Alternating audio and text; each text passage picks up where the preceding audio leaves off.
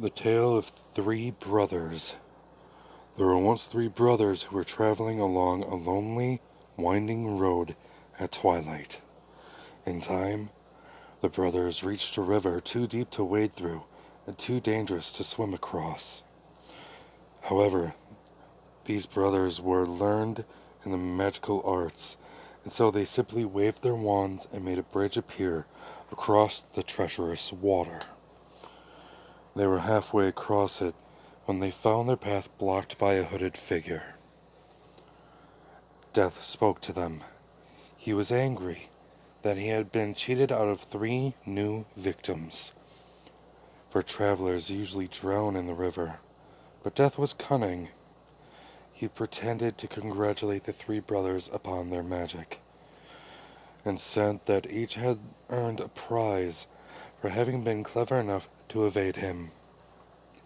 So the oldest brother, who was a combative man, asked for a wand more powerful than any in existence, a wand that must always win duels for its owner, a wand worthy of a wizard who had conquered death. So Death crossed to an elder tree on the banks of the river, fashioned a wand from the branch that hung there, and gave it to the oldest brother. Then the second brother, who was an arrogant man, decided that he wanted to humiliate Death still further, and asked for the power to recall others from death. So Death picked up a stone from the riverbank and gave it to the second brother, and told him that the stone would have the power to bring back the dead. And then Death asked the third and youngest brother what he would like. The youngest brother was the humblest and also the wisest of the brothers, and he did not trust Death. So he asked for something that would enable him to go forth from that place without being followed by Death, and Death most unwillingly handed over his own cloak of invisibility. Then Death stood aside and allowed the 3 brothers to continue on their way. And they did so, talking with the wonder of adventure they had had, and admiring Death's gifts. In due course, the brothers separated, each for his own destination.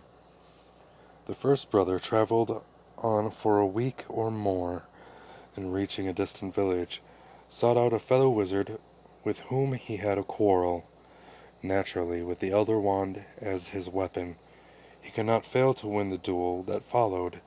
Leaving his enemy dead upon the floor, the oldest brother proceeded to an inn, where he boasted loudly of the powerful wand he had snatched from Death himself, and of how it made him invincible. That very night another wizard crept upon the oldest brother as he lay, wine-sodden, upon his bed. The thief took the wand, and, for good measure, slit the oldest brother's throat, and so Death took the first brother for his own. Meanwhile, the second brother journeyed to his home, where he lived alone. Here he took the stone that had the power to recall the dead, and turned it thrice in hand. To his amazement and his delight, the figure of the girl he had once hoped to marry, before her untimely death, appeared at once before him. Yet she was sad and cold, separated from him as by a veil. Though she had returned to the mortal world, she did not truly belong there, and suffered. Finally, the second brother, driven mad with hopeless longing, killed himself so as to truly join her. And so Death took the second brother for his own. But though Death searched for the third brother for many years, he was never able to find him.